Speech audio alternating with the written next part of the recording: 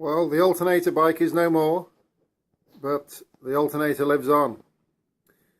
What I basically decided was the bicycle with the Alternator, because the crank rotated at such a high speed, it was unusable as a bike. And if I want to use my bike, I want to go 5-10 miles, whatever it is, it'd all be on the Alternator. And the range on that 6 amp hour 60 volt battery was what, 6-8 miles maybe, if I was tickling along. But if I want to hoof it, then, you know, 3-4 miles. Anyway, so I've fitted a very small hub motor, but it's quite a powerful one. It's an interesting one. It's a Curry electro drive. There's a video of me rebuilding it. But believe it or not, that will do 35, maybe 40 at a push. I have sustained 40 with it. Slightly downhill. But for a bike to ride around with a bit of assistance, it's pretty good. So we don't waste things in this house. So that's got the battery in it, and it's got a smaller controller.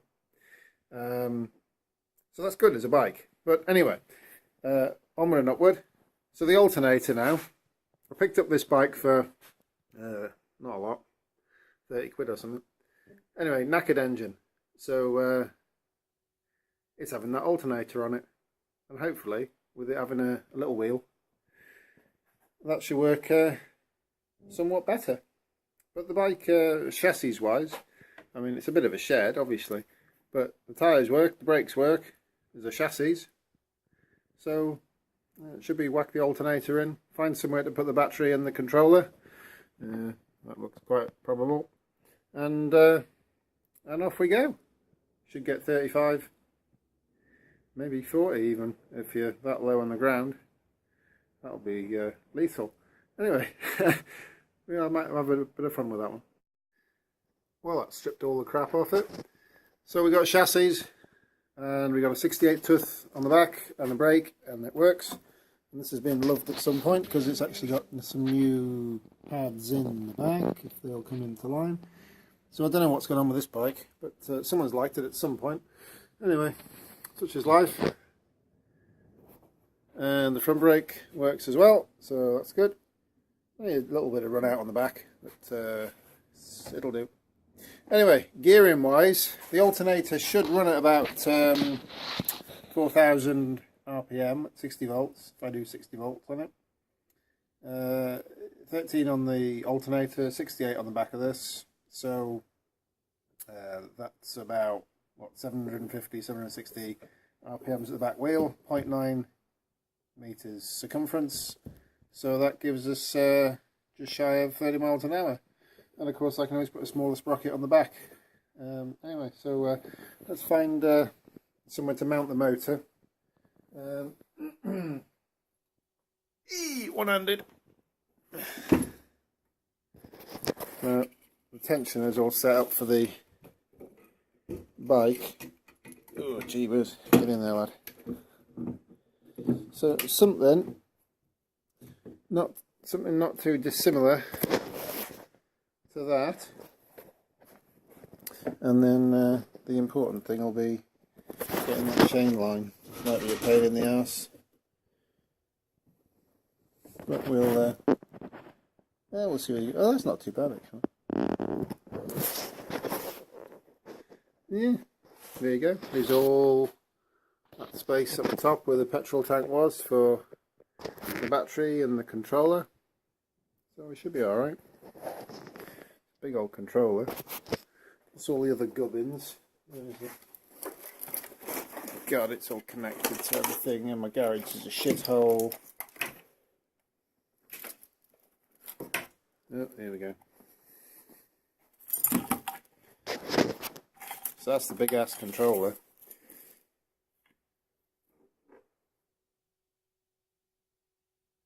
Left all that shit on there from before. So, feed the controller in up the chuff. So if the controller sits out there, it doesn't matter if it sits out the back, because there'll be bodywork over that. There's a tail on it. So that could sit out there. I always do the wires a bit more, it's not a problem. And then it leaves all this for the battery. So that could be interesting. Well, I put another battery on the down here on the drift trike.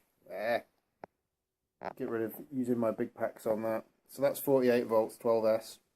I might just shove that on here and see if it actually fits. It means I can crack on and get going, not have to steal a 60 off something else. So there's the alternator mounted of a fashion. So there was just one little lug mount on the side, so I've bolted that through the long mount. Hopefully that'll get alignment, and then I'll weld another bracket up here across there once I get the alignment right. And then down the bottom there's a foot plate that the engine used to stand on, and I'll make a little bracket up to fit up to this just to hold that in place. So next thing will be to shim it out so that we get the chain line with the sprocket. So we use a laser pointer across that surface and point it at here, and we'll just shim this bolt out until we get to the right place. And once we get that out, I'll line it all up, make the other brackets, and then this will be mounted. And given that I've got all the electronics, once I've got that, it will not take very long at all. Okay, so having got the alignment, it's clear that this part of the bracket here, which is quite narrow, aligns with the mounting plate for the original motor, engine rather. So if I grind into that, then that will help to get some alignment, and well, I don't know if it gives me anything else. It should be a little bit more sturdy, but it'll also bring me with me mounting lug there more in line with the original holes on this plate as well. So that'll make any bracketry just a bit easier to make. So we'll grind that in first, and we'll make a bracket to suit. Yeah, so that alternator's mounted up alright now, and I fitted a chain.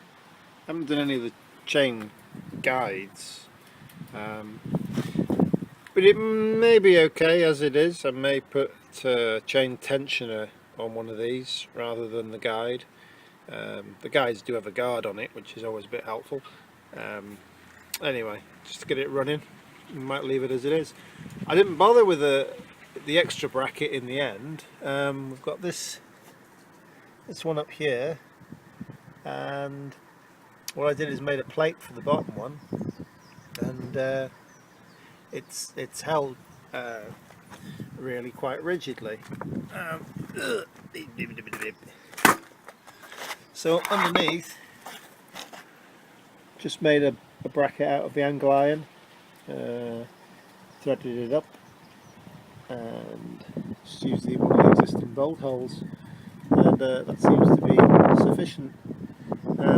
Just interestingly, I was wondering how to make the hole for this bolt, and I thought, well, I can't get to it here with the alternator in place with a pen, so I thought, okay, so I put a bit of blue tack on the inside of this plate, pressed it against the existing plate, and got the impression of the existing hole, and then just centre punch through that. Not done that before, just a little thought. That worked quite well. Anyway, so given that mechanically it will work, and I have lots and lots of electronics already set up, I may just zip tie all this up, put a thumb throttle on, and well, there's a bit of Heath Robinson. So we got a 12S battery on the top, 8 amp hours in that, but it's 12S, not 16S, and I did my calculation on 16S. So I have been down the road on this, and it was 22 miles an hour.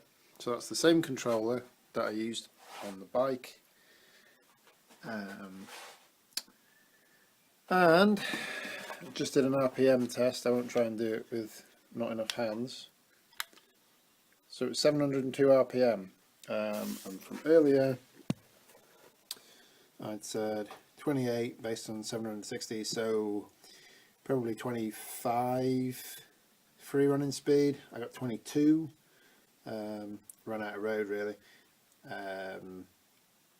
So it'll do more, but it needs either high voltage or high gearing.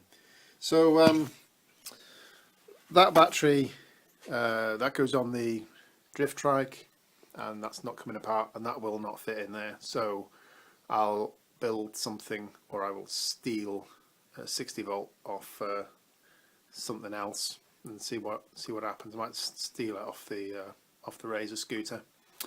But that was a little shed to be driving down the road at 20-something mile an hour. But it was okay. It went, and it didn't kill me or knock me off or anything daft like that. So that's not too bad. This is well dodgy. A little pin next to the chain. So I think we'll find something to extend that out. I'm not looking to be knee down into the corners on this like they would when it was a race bike. So we'll just find a peg to go over that with some sort of heel plate and connect into this, or maybe put a whole thing across here. Just try and protect this a little bit. Same on the other side.